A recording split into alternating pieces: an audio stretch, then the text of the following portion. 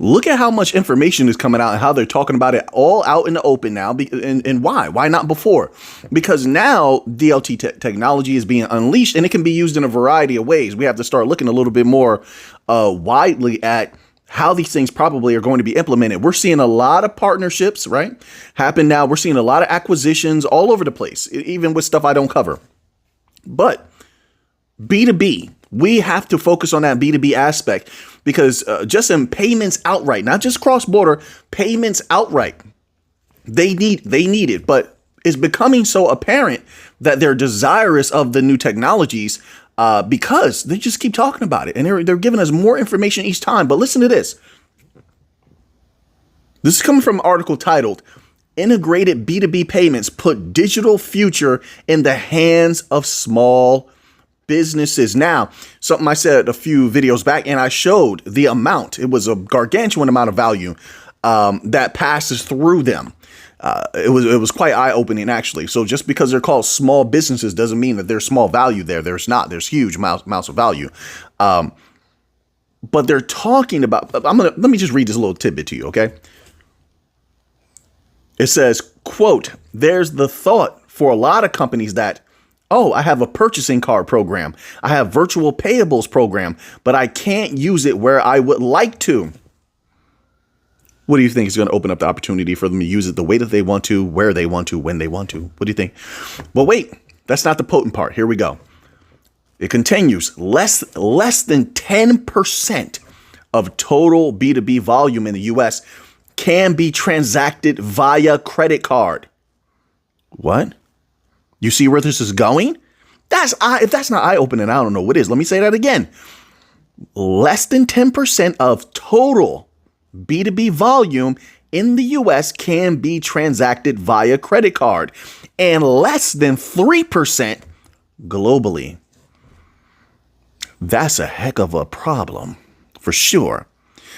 So it says, Toomey added, noting that across the United States, traditional B2B payments remain under optimized. Now, considering DLT has been unleashed, most of the bank coin companies are doing very well.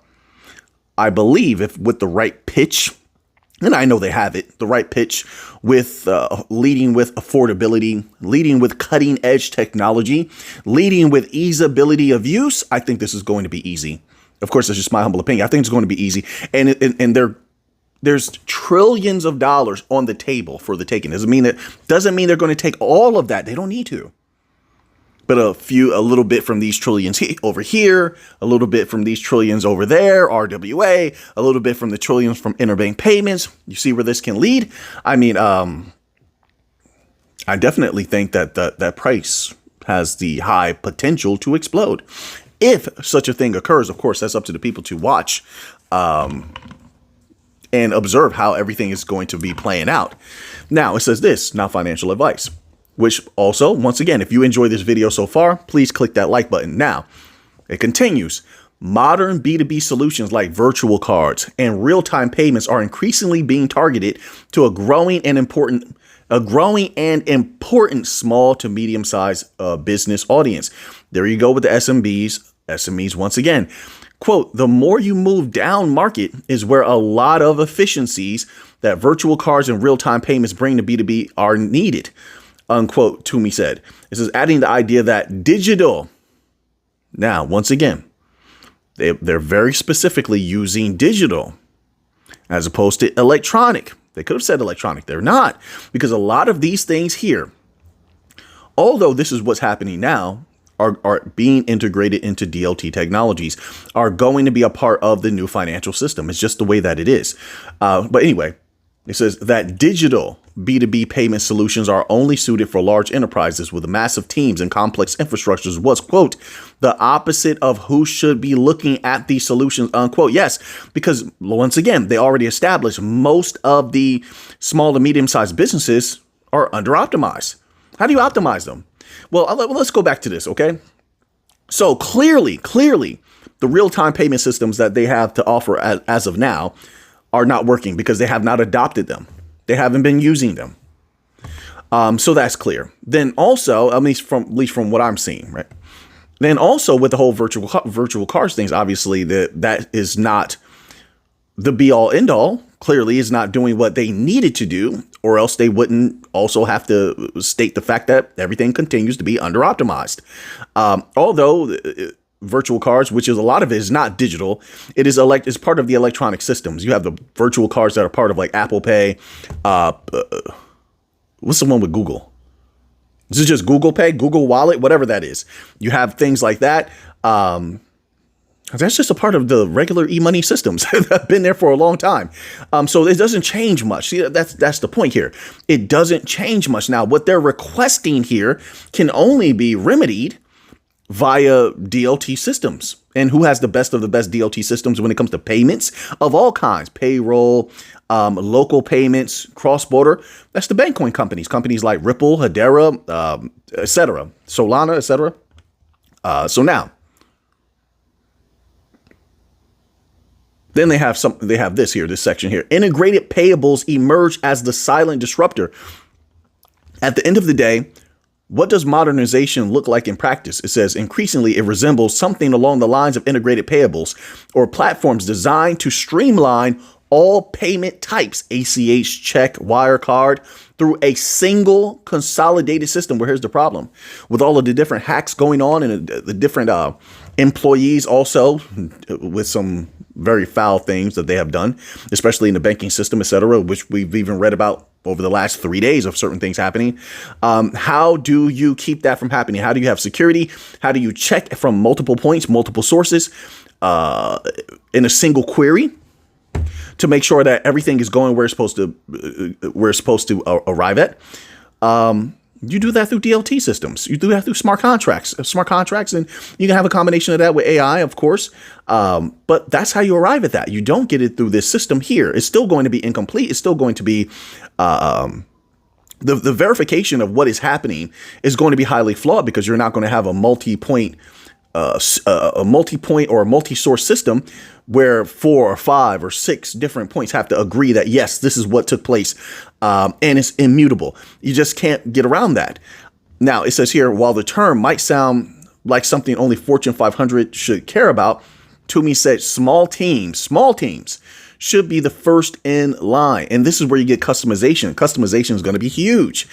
And this is going to be a huge selling point. It's super easy to customize a lot of these DLT offerings, these Bitcoin offerings. If they're smart, that's how they're going to pitch it.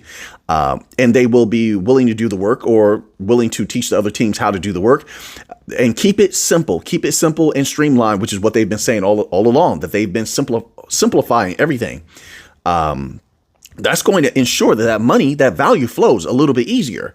So now, let's move on from there, okay? And a matter of fact, no, wait, my apologies. I was supposed to actually, my original plan was to to click on the video here and listen to it for a little bit like we do sometimes and sort of react, if you will, to what these individuals were discussing. This is from Court Toomey. Court Toomey is the one who was speaking in the article. Court Toomey is the head of commercial payments and payables at Priority. Do we have enough time to do? Let's just listen to a little bit of what they're talking about. Let's just randomly click on a video and let's jump into it. Let me turn this all the way up and hopefully you can hear it. Instruments, it's immediate, which everybody loves, right? There really is no reason that folks should not be adopting real-time payments if they have the ability to do so. There's really no reason folks should not be adopting real-time payments. Wait, how do you phrase that? Let me hear it again. Let's hear it once more. Loves, right? There really is no reason that folks should not be adopting real-time payments if they have the ability to do so. There's no reason folks should not be adopting real-time payments if they have the ability to do so. Well, one of the complaints, and this has been an open complaint, is affordability. First of all, affordability outright has been a problem. That's what they're saying. This is what we read. Then on top of that, because a lot of small and medium-sized businesses are struggling, there's no capital to reallocate. Where they? I don't understand this. Where do you expect them to get that capital to reallocate? They don't have that to play with. We even know a lot of large institutions, and I want to say banks. I'm trying to remember who was that last one who was complaining about such a thing. I think it was a few banks. but I'm not sure where. I'm not sure if they were in the U.S. But even large financial institutions like that are finding it to be a problem to have capital to reallocate. Remember, they have to take that from somewhere and then put that over here. That's not always the possible, right? So that is a huge problem. Now, not for DLT companies. I see DLT companies can keep that cost low. And then what they're going to be bringing in versus what they spent on the actual offering makes a heck of a difference. So that's also an advantage. This is all important.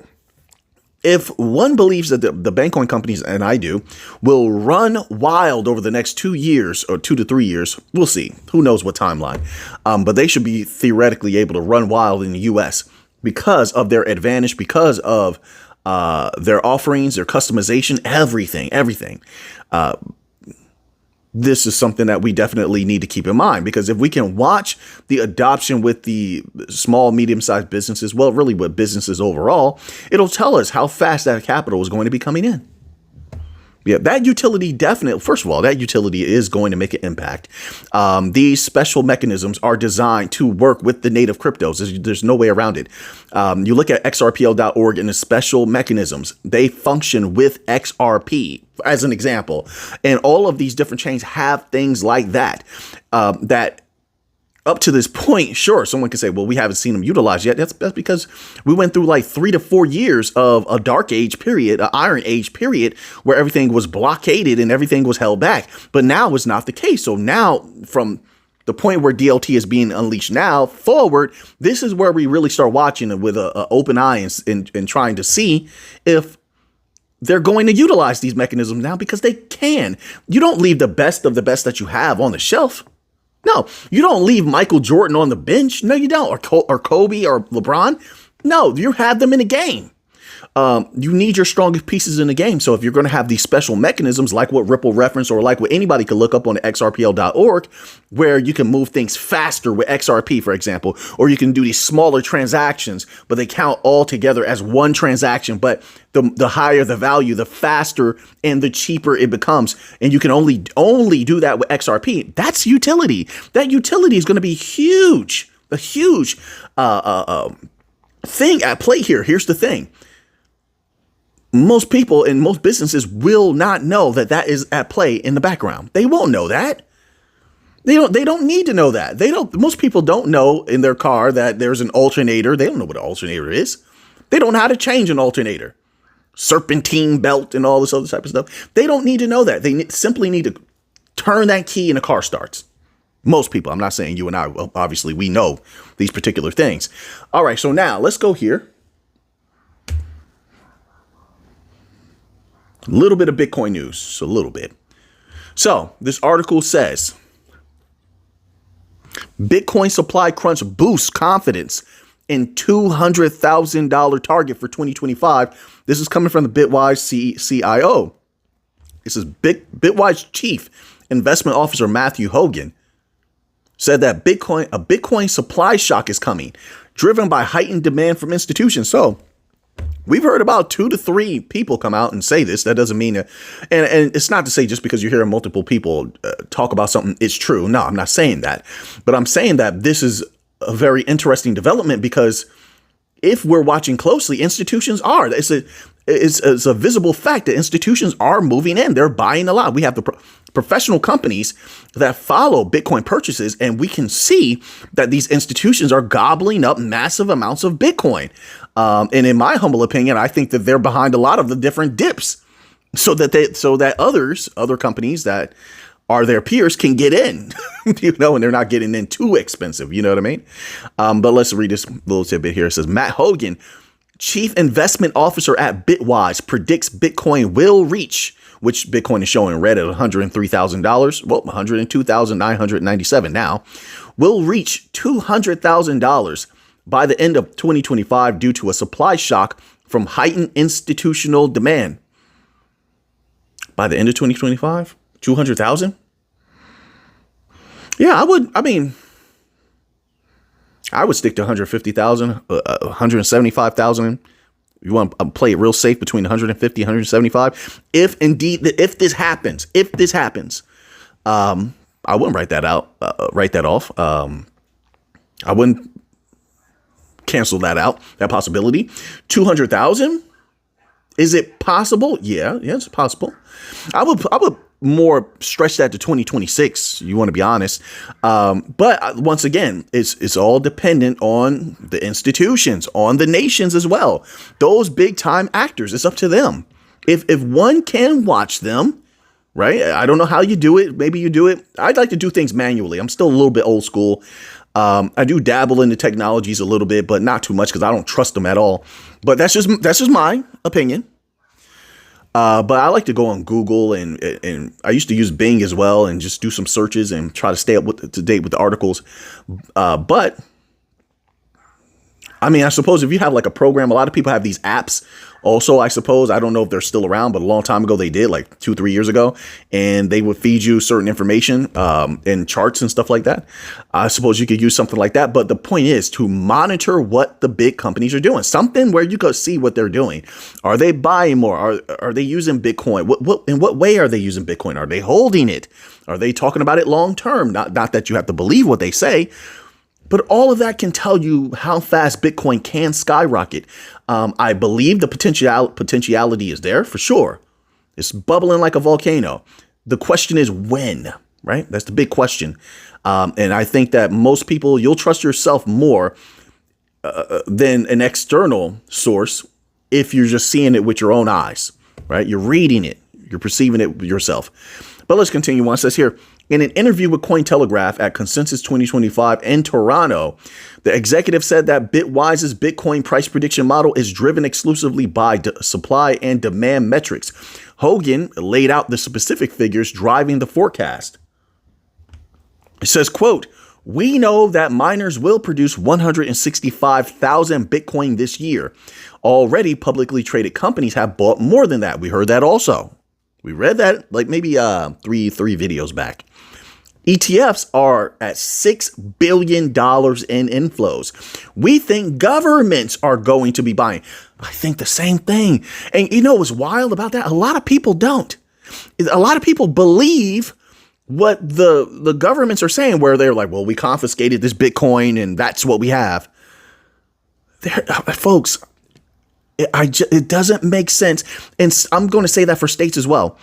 It doesn't make sense for any of those big timers like governments, federal or state level, to sit something out where it's literally going to be like free money. They're not the ones who have to do anything. Once they buy whatever they're buying, those asset managers, the ones who have clients that need to make a profit, like they want to see their value increase. I mean, they're going to pump that. There's no way they just leave it up to chance. Like, do you believe that they're going to leave it to chance? No way. They have dealings with media companies. They have their hands deep in pockets of people at media companies, large ones. There's no way they don't use it. No way. So, yes, I think they're going to be buying. Yes, I do. And I don't think that people are going to hold them accountable. They say, well, we're not going to be buying, the governments, right? We're not going to be buying. Then later on, they turn around, they buy. Who's going to hold them accountable? The people never do. And from what I've never seen, the people are not going to do that. Even if they do, the governments don't care. They'll buy. In my humble opinion, it's not financial advice. And when they do, that news could be significant. We'll see if it moves the price significantly. They're outright buying, but I think the news will, because people will say, whoa, government's buying, I'll buy as well. Let me buy. A lot of people buy on the way up. We know that. I've said that before. You've seen it before. People said it before me. People like to buy on the way up. They don't typically buy where everybody else bought in the bloody bear market when the price was low. They don't like that. They don't trust it. We'll see. We shall see. It says we see this sort of structural difference between demand and supply. Then it continues. Quote, "I think eventually that will exhaust sellers at the $100,000 level where we have been stuck. And I think the next stopping point above that is $200,000. The executive said. Bitwise is one of the issuers. Okay, so we know all this information they're about to say. Let's go into this see if we can get this last article in. I hope you're all having a fantastic Saturday. I hope you're all being safe out there. All right. So, wait. Okay, so this article is titled, Bitcoin's Dominance is Falling, but don't count on altcoin season just yet. This is what some analysts are saying. It says, bear with me one moment. Bitcoin's market cap is shrinking relative to other popular cryptocurrencies. They say that a recent pivot to risk-on assets that has buoyed Ethereum and other altcoins may not last amid ongoing macroeconomic uncertainties, and that investors could favor the safer haven digital asset if volatility arises again. It says, quote, when markets are focused on macroeconomic instability and risk to the US dollar, Bitcoin's dominance will likely rise, unquote. This is coming from Zach Pandel, head of research for crypto asset manager Grayscale. That's what he told Decrypt, which makes sense. I mean, listen, there are some similarities in Bitcoin and gold, and it's mostly because people have always wanted Bitcoin to sort of be what gold actually is, you know. So there's that. It says, quote, when markets are focused on all the applications of blockchain technology and the innovation happening in crypto, Bitcoin's dominance will fall. You agree with that? It says, as of Saturday, Bitcoin's market cap stood above $2 trillion. Bitcoin dominance markers vary in how many coins they track, but they consistently show Bitcoin at a 4-year high compared to either major altcoins or the entire field. TradingView data shows that among the top 125 cryptocurrencies by market cap, Bitcoin represents about 63.5% of that combined market value. Earlier this month, Bitcoin, yes, I did run right through that sentence. I ran right through that period. Yes, I did. I got to keep it moving, folks. Earlier this month, Bitcoin dominance reached 64.89%.